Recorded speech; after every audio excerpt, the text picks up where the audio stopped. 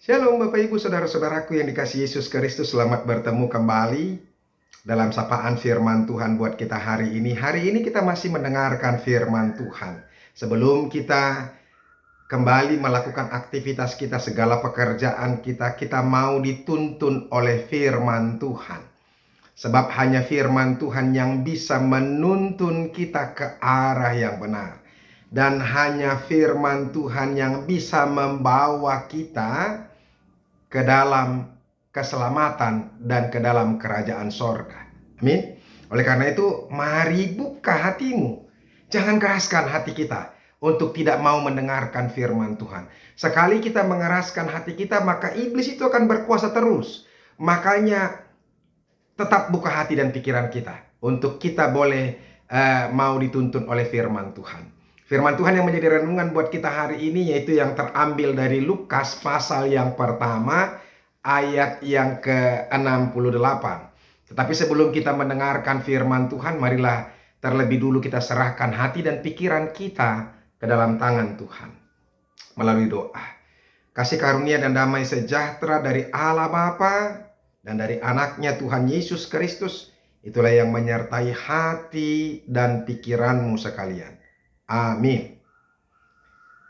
Lukas 1 ayat yang ke-68 dikatakan demikian. Terpujilah Tuhan Allah Israel, sebab ia melawat umatnya dan membawa kelepasan baginya. Demikianlah firman Tuhan. Bapak Ibu Saudara-saudaraku yang dikasihi Yesus Kristus, firman Tuhan ini adalah bagian dari nyanyian pujian Zakaria yang biasa dalam liturgi kita sebut dengan Benedictus, nyanyian pujian.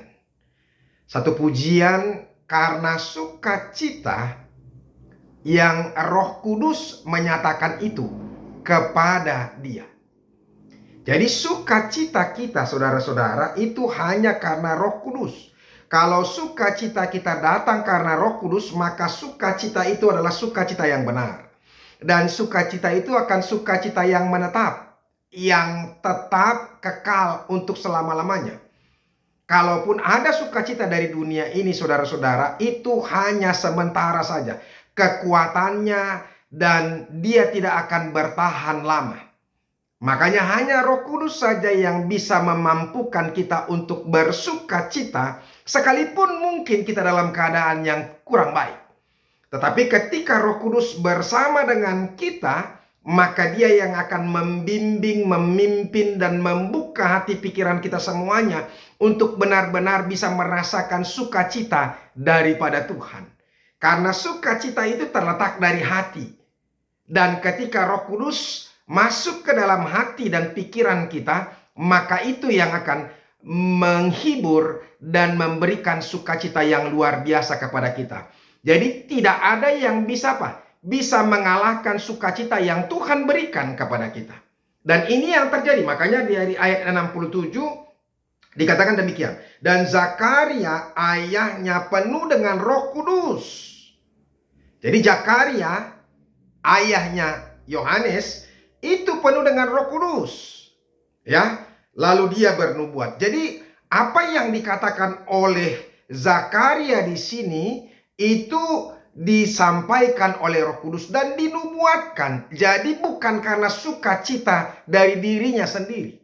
Makanya ini disampaikan kepada seluruh orang-orang yang percaya. Apa yang dikatakan saudara-saudara? Dia katakan terpujilah Tuhan Allah Israel. Dia mau puji Tuhan Allah Israel. Karena apa? Karena hal-hal yang luar biasa yang Tuhan lakukan. Apa yang luar biasa yang Tuhan lakukan? Dikatakan di sini, sebab ia melawat umatnya dan membawa kelepasan baginya.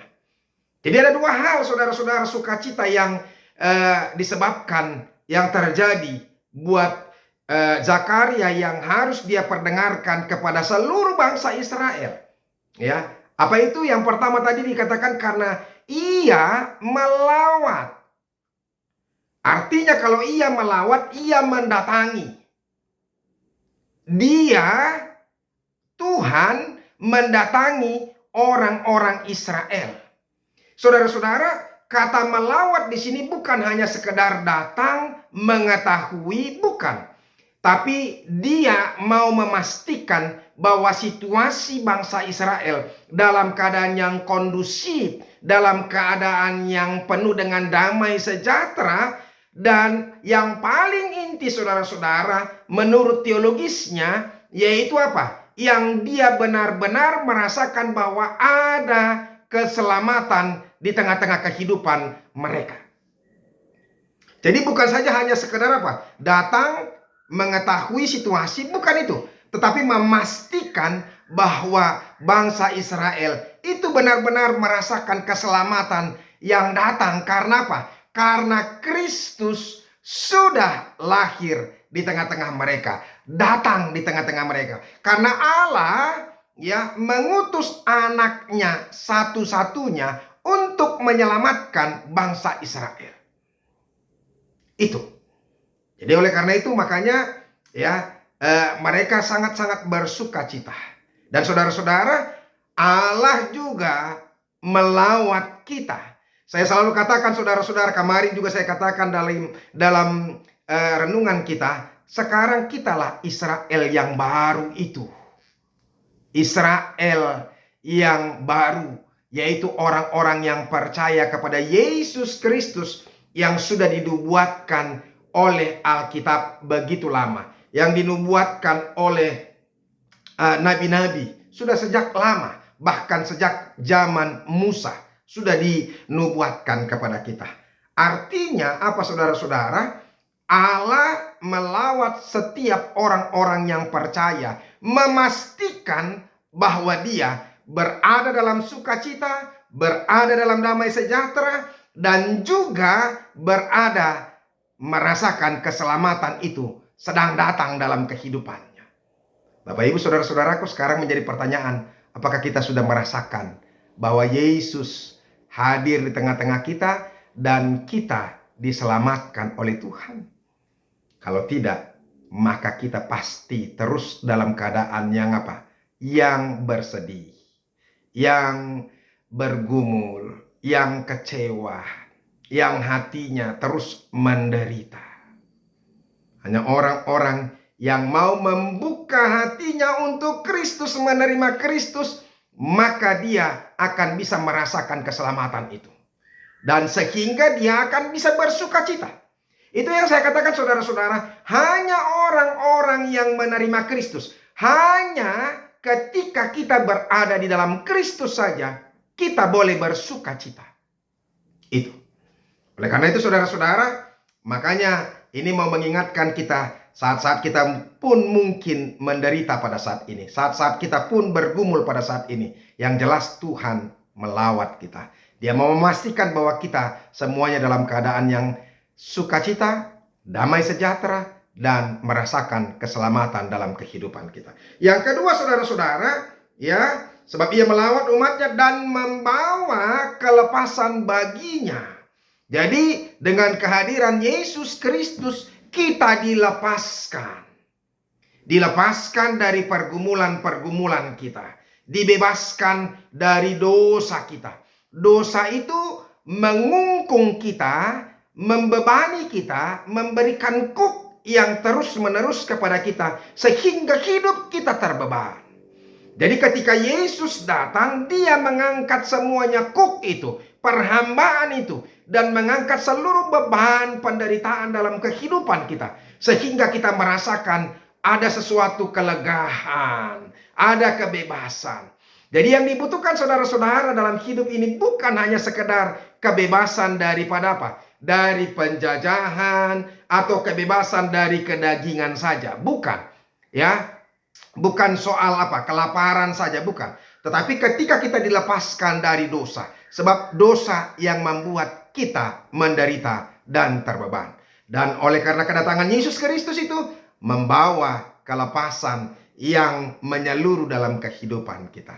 Ketika kita menerima Yesus dan menerima pengampunan, penebusan yang diberikan olehnya, maka kita akan betul-betul merasakan sukacita dan kelegaan dalam kehidupan kita.